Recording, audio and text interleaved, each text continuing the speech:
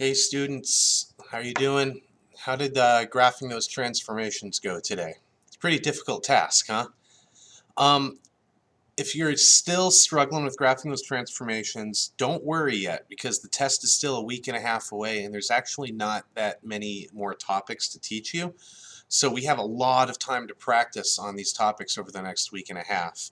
So if you're not quite at that level with that worksheet yet today, don't worry about it, but make sure you are in 12 days when you have your chapter test. Today we're going to do the opposite of graphing equations, and that's going to be writing equations of graphs.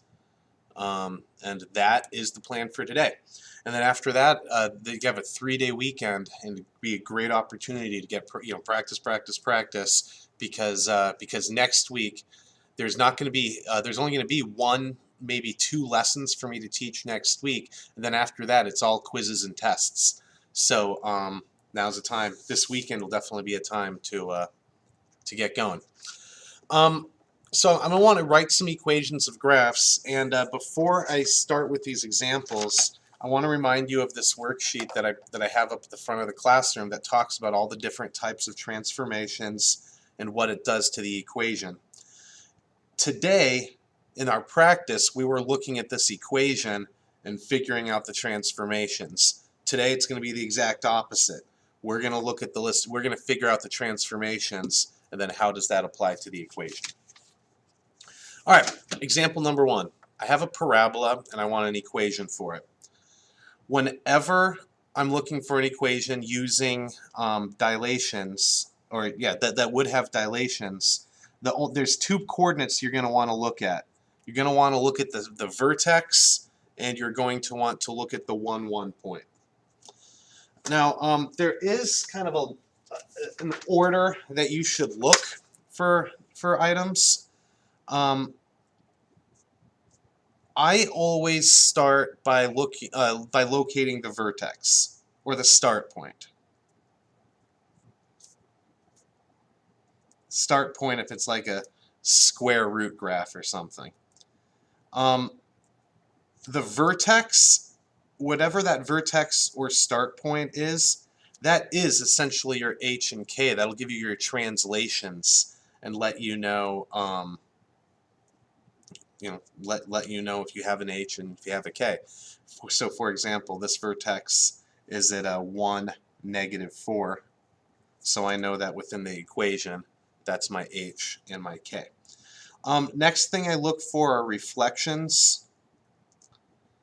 For reflections, you just have to look at it and say, hey, does this graph have the right look? So for example number 1, this is how I expect a parabola to look, so there's no reflections. Number 2, I expect an absolute value graph to look like that one. No reflections. Example 3, I expect a square root graph to look like that. No reflections. But number 4, I don't expect a parabola to look like that, so there is a reflection. I'll get to example 4 eventually. So we're going to look for reflections, x and y axis.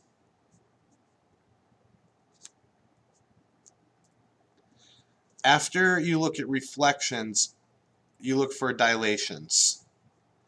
And you look at the dilations, start going from the start point towards the 1, 1 point. We're used to, in dilations, to get from 0, 0 to 1, 1, we're used to it going like over 1 and up 1. And in almost all the 3 parent functions we've been dealing with this unit, it always went over 1 and up 1. Well, let's say that you look at it and it went from 0, 0 to, instead of going to 1, 1, let's say that instead of 0, 0, instead of 1, 1, let's say it was 3, 4. Well, that shows that you took this xy coordinate and you multiplied the x by 3 and you multiplied the y by 4. So if instead of being at 1, 1, it was at 3, 4 instead, this would demonstrate a horizontal dilation. by a factor of 3.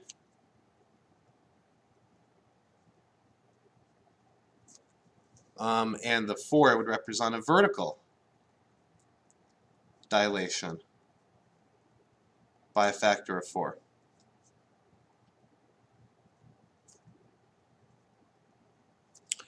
And that's by looking at the 1, 1 point. So I'm going to go ahead and get into some examples. I have a total of 6 examples. If you get to a point that you're like, I think I understand what's going on, you probably don't need the rest of the examples. But here we go with example 1. I first start with the start point, 1, -4. That's going to give you my HK. Step 2.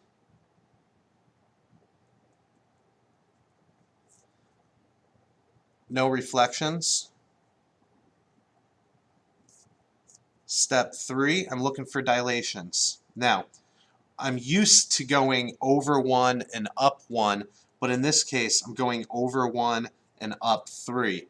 So horizontally, it's doing what I'm expecting to, but vertically, instead of going up 1, it's going up 3. So this represents a vertical dilation by a factor of 3. So, using this as a guide, and keeping in mind that instead of an f, this is going to be a function squared. The vertical dilation means that I'm multiplying the outside of the function by 3. There's no reflection, so I don't really have to worry about any of those negatives. With the because of this 1, I know that it was going right 1, which means it's x plus 1. And because of this -4, I know it's going down 4, so a -4. And it's a parabola, so an x squared graph. And that's my answer to number 1. How do you know if you did it right or not? You could always use Desmos. Desmos would help you out with that. You'd go into here, type in your equation. So I have I have y equals 3 parentheses x plus 1 close parentheses squared minus 4 gives me this graph. Wait a minute, I've made a mistake.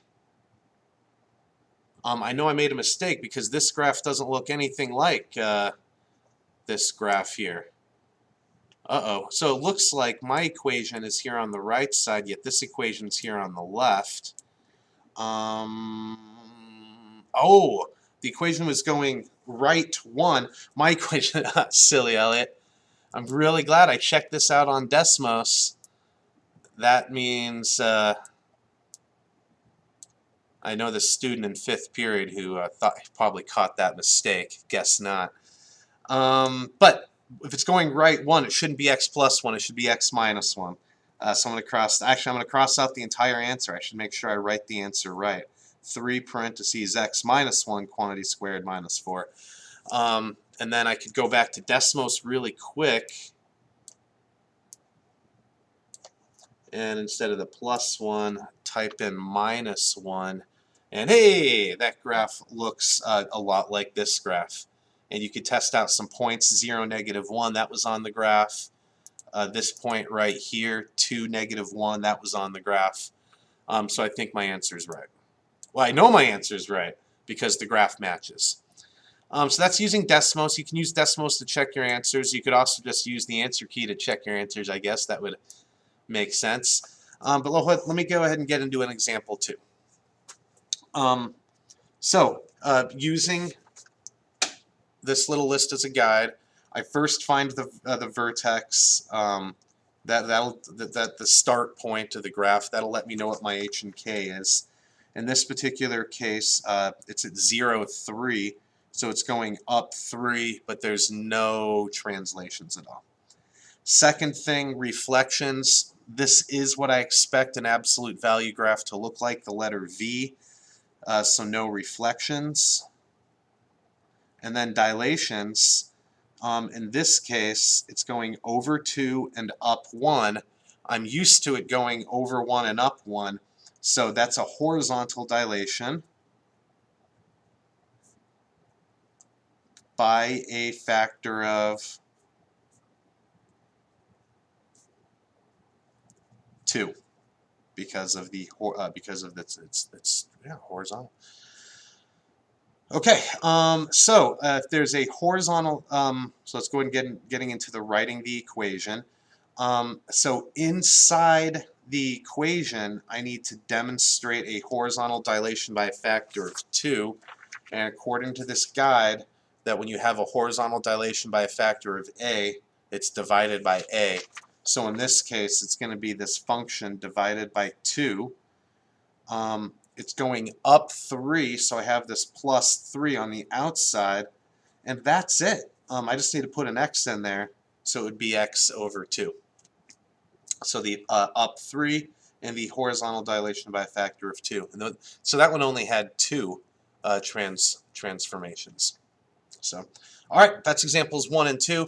And like I said, if you get to a point that you feel comfortable with this lesson, you should move on. But I have a total of 6 examples to work through. Example 3 here. This one has a start point of 0, -2. So that graph is going down 2. This is a square root graph. This is how I expect square root graphs to look. So there's no reflections. And then 3, we're looking for dilations. I'm used to going up 1 and over 1 to get from 0, 0 to 1, 1. But in this case, it's going up 1 over 3. So that is showing a horizontal dilation by a factor of 3.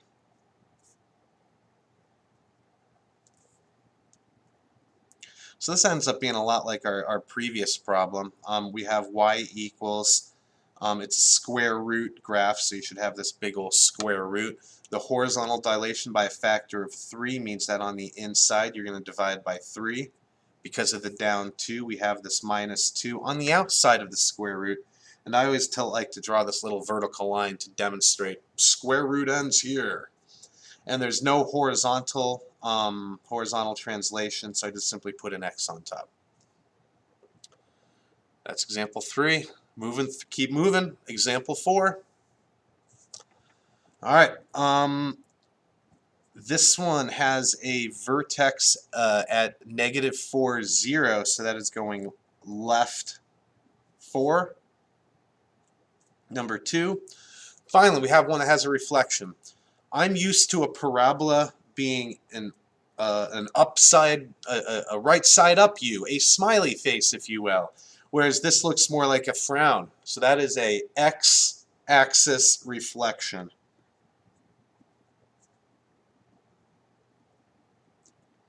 And then last but not least, I'm used to it going from 0, 0 up to 1, 1. But in this case, it's going over 1 and down 2. So that shows a vertical dilation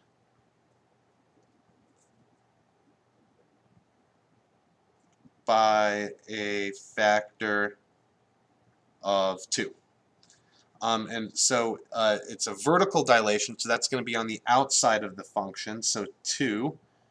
And then the x-axis reflection, that's also affecting the y-coordinates, so that's going to be outside the equation, so negative. Now we're getting inside the function. I need to show a left 4, so x plus 4 for left 4, and then it's a parabola, so it's quantity squared. I always like to make sure that if there are 3 transformations, that I have 3 things in the equation that match. I have a negative, I have a 2, and I have a 4. That's 3 transformations. And that's example 4. Okay, moving on to example 5. I just have 2 more to go. All right. Oh no. This is not looking the way that I wanted it to for these last 2 examples. Oh man, Elliot needs about 30 seconds. All right, do something on your own for 30 seconds, everybody. Lum dee dum da, shooby dooby dooby doo da doo. Dum dee da lum doo doo da da da da da boo. All right, it's printing. It's printing. All right, I'm gonna go get it, everybody.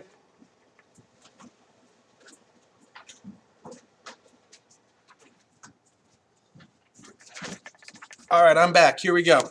Here's example 5 for you. It's a little bit bigger now, and I have more room to work. Okay, this is, we're getting towards the end of the example, so these are going to be a little bit more complicated, a little bit more interesting, maybe. This one, my vertex point is at -1, 0. So that means we're going left 1. Reflections, no reflections. I expect an absolute value graph to look like that. Now, this is where this particular problem gets interesting. It's going over 1/2, yet up 4. So if it's only going over 1/2, that's a horizontal dilation.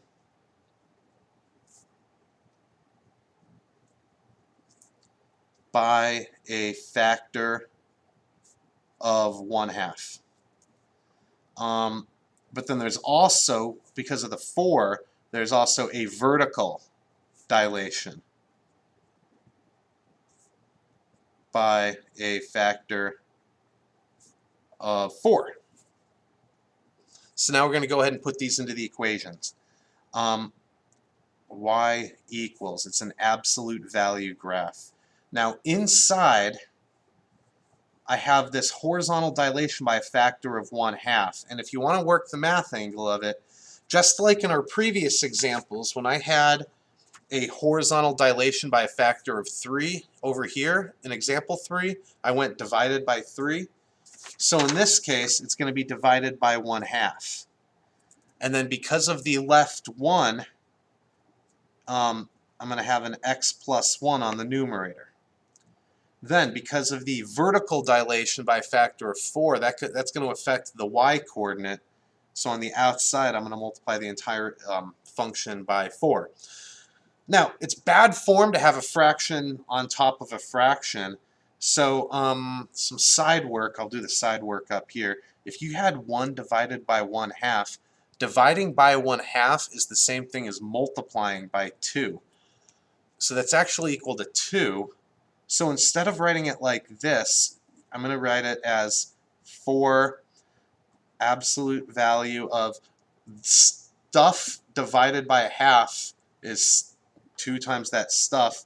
So 2 parentheses x plus 1, because the top of a division bar, if it's just sitting there on its own, the x plus 1 works like some parentheses. So we end up having that. Interesting. This is the one that will probably confuse people, I imagine. Ask about it in class tomorrow. I would love to talk about it. Last example, example number 6. I'm going to have students filing in a minute, so I got to pick up the pace. But this will probably have a lot of things, seeing as it's the last example. The vertex point's at -3, 1. So it's going left 3 and up 1. Reflections. I'm used to a square root graph looking like this, but this one's going, instead of right, this one's looking kind of left. So that is a y-axis reflection. And then dilation. I'm used to it going up 1 over 1, but in this case, it's going up 1 over 1/2. So that's a horizontal dilation. So a horizontal dilation by a factor of 1/2. Now the dream is always that you would that you would learn from a previous example. In this previous example, when we had a horizontal dilation by a factor of 1/2, we were ultimately multiplying the equation by 2 on the inside. That's going to be the exact same thing in this case. For the, this one's entirely inside. The up 1 is going to have a plus 1 on the end of it, but the rest of this, left 3, a y-axis reflection, a horizontal dilation, That's all x stuff, so that's all going to be inside the function. The y-axis reflection is going to make a negative on the inside. The dividing by 1/2 is the same thing as multiplying by 2. And then for the left 3, I could put in x plus 3.